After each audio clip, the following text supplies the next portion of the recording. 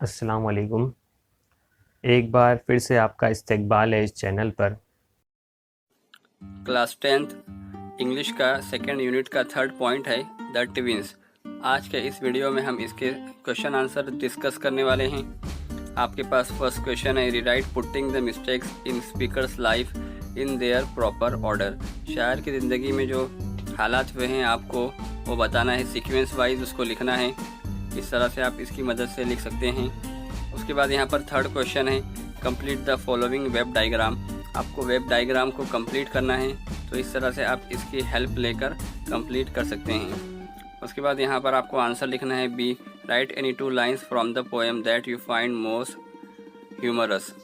उसके बाद यहाँ पर क्वेश्चन नंबर 4 है, pick out lines that contains alliteration है, हाइपरबोली है। इस तरह से जो लाइनें हैं आपको लिखना है चुनकर।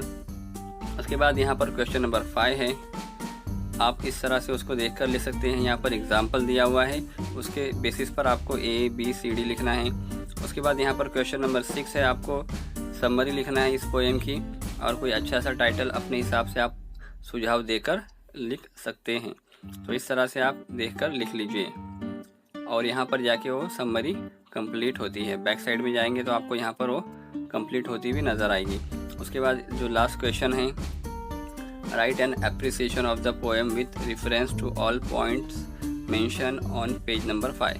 आपको एप्रिसिएशन बताना है पोएम का, जो होता है, टाइटल है, पोएट है, फिर उसका थीम क्या होती है, सेंट्रल आइडिया क्या होता है, फिर आपकी क्या राय है इसके बारे में। इस तरह से आपको लिखना होता है। ये होता है पोएम का एप्रिसिएशन। तो आप इस तरह से इसकी हेल्प से लिख सकते हैं। आपके पास यहाँ पर दिए जा रहे हैं, आप इसकी हेल्प से इसको लिख सकते हैं। उसके बाद जो यहाँ पर आता है, आपको ये पोएम क्यों पसंद है, ये लास्ट पॉइंट यहाँ पे लिखा हुआ है। आप इस तरह से इसको देखकर लिख लीजिए।